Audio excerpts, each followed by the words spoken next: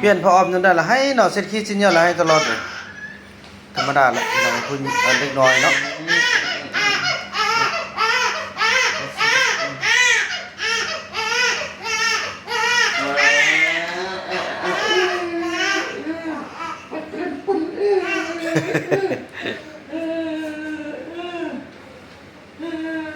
ลงปึ้ง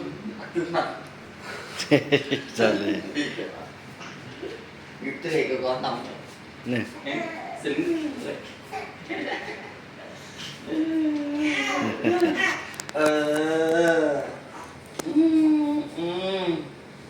จะเสียอะไรพี่น้องกลางคืนเนาะได้เปลี่ยนผ้าออมผ้าเหี่ยวแล้วก็มันให้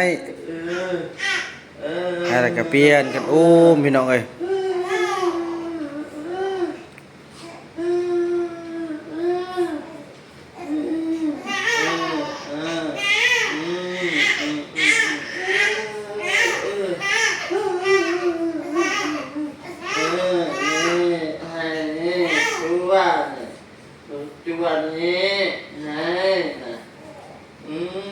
อย่า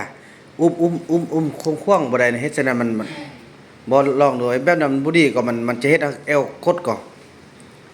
ต้องพยายามเฮ็ดอันนั้นตัวเองซักตลอดมันเป็นอันลังกงได้พยายามได้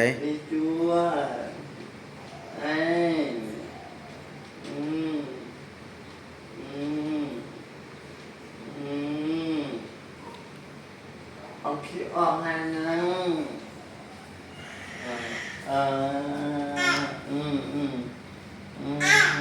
ปั่นนะ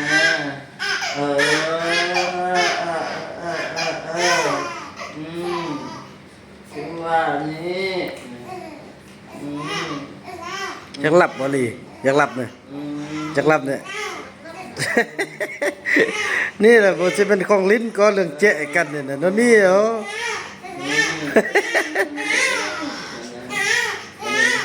บ่รับเนี่ยติอันลีบ่รับเนี่ยบ่รับปั่นนะปั่นเด้อปั่นปั่น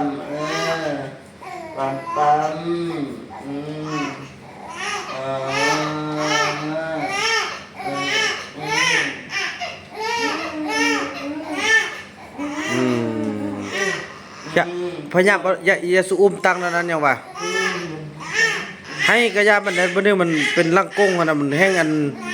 พิการตึ้มหรือตายคักล่ะพยายามอุ้มมันซื่อๆนั้นไปหาแม่มันซะ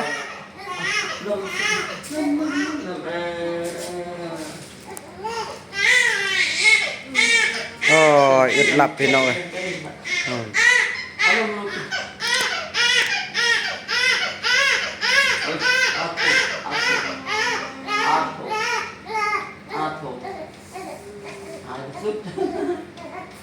้ย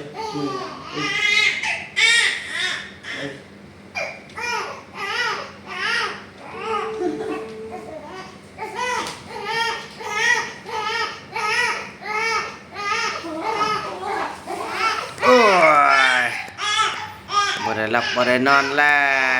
ว2 โมง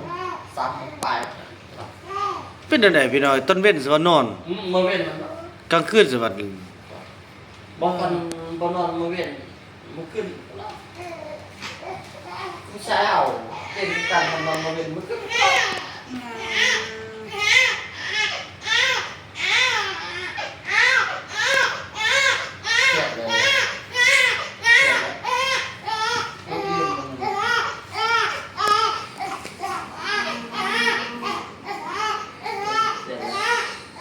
เครียดบักดนพี่น้องกว่าสิเศร้าพยายามเฮ็ดอันนี้เด้ออุ้มอันนี้เด้อไอ้เฟืองน่ะนั่งบอกตะเทื่อแล้วบ่ฟังได้นั่งซักซะนั้นมันหัวมันกงออกอีกลักมันก็กงอีกโอ้บ่ได้เด้มันตีมันบ่ให้บ่เอาบ่เฮียนเฮ็ดอันนั้นอันนึงจะเอาความให้อันนึงจะเอาที่ว่ามันลังกงตลอดชีวิตเฮ็ดนั่นได้นี่เฮ็ดแนวลี่นี่โอ้แนวลี่เนาะบอกมันเด้อบอกพ่อเด้อบ่ได้ได้บ่นึงอันลังกงเนี่ยโอ้ตาย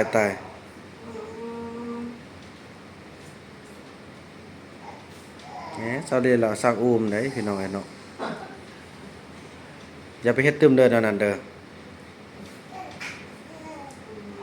ผมเครียดประมาณ30 นาทีเนี่ยไปทำมันหยุดนอนบ่หลับเป็นตาหุ่มกลับมาโซ่3 โมงแล้วนั่นอยู่แล้ว เขาดับไฟบ่ฮะโจ้แต่ไฟห้องน้ำบ่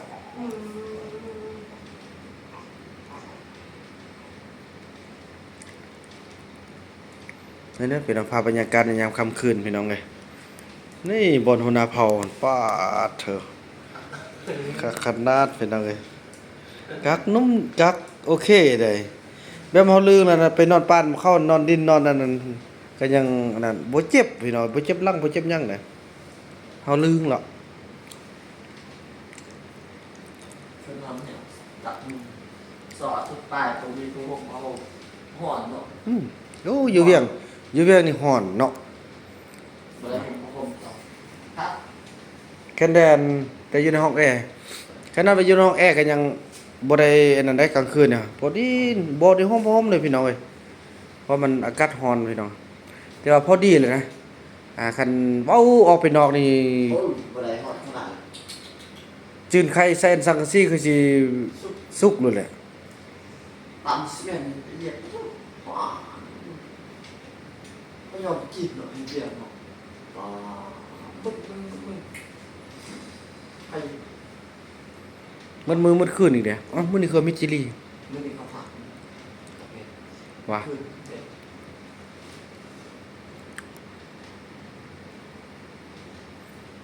หลับละบาดนี่ เขามาเป็นเขาเขาจะผัดบึ้ง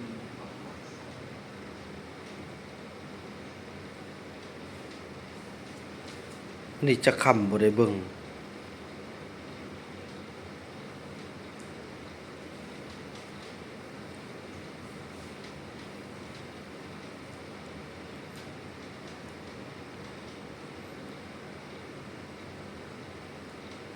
หลับจนได้ละบัดนี้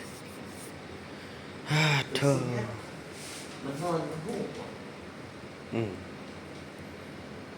แต่ละคืนนึกหลับไปหน่อย แต่ว่าต้นเว้นเนี่ยบ่เว้าคมหลับคมนอน จักนอนยังเอาต่อยังFC มายามคนมายามกับบ่ซนบ่ตื่นปัดกลางคืนนี่นะแล้วเป็นอันนี้หรือว่าเป็นตามันเห็นหุ้งมือบ่ฮึ ใช่ สำนี้เริ่มเห็นหุ้งก็เบิ่งตกไฟกำลังเห็นได้เดือนปลายแล้วนอนบ่หลับแล้วกลางคืนน่ะเป็นเดี๋ยวนี้แหละเดือนปลายแล้วก็มันโอ้จนฮอด3 เดือน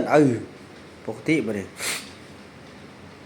ซ้ำเนี่ยไปครับซ้ำนั่นเงี้ยวไปได้รับไปได้นอน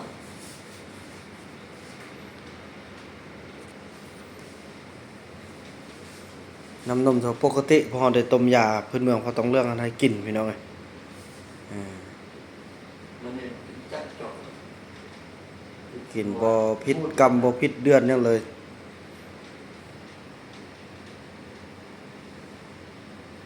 ดีใจพี่น้องเอ้ยก็ทุกอย่างก็โอเคเรื่องปกติท้าวบุญค่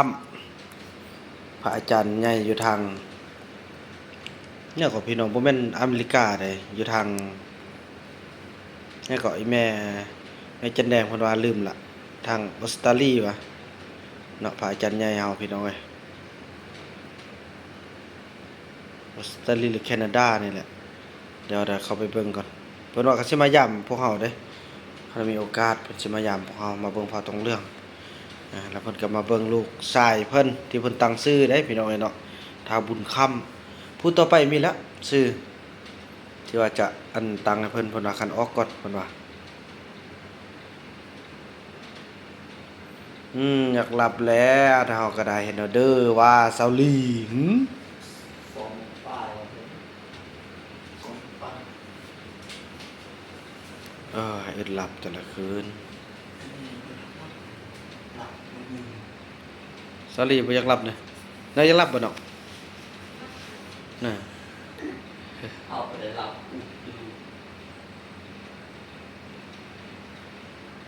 หลับละพี่น้องเอ้ยพยายามคอยก่อนคอยกอมคอยนอนเนาะถือว่าแนวนั้นเลยพี่น้องเนาะถือว่าคลิปนี้บ่าวเราจะขออนุญาตจบคลิปกันเพียงเท่านี้ก่อนเด้อเนาะ แล้วก็ว่ากันใหม่ในคลิปต่อไปคลิปนี้บ่าวนำขอกล่าวคำว่าสบายดี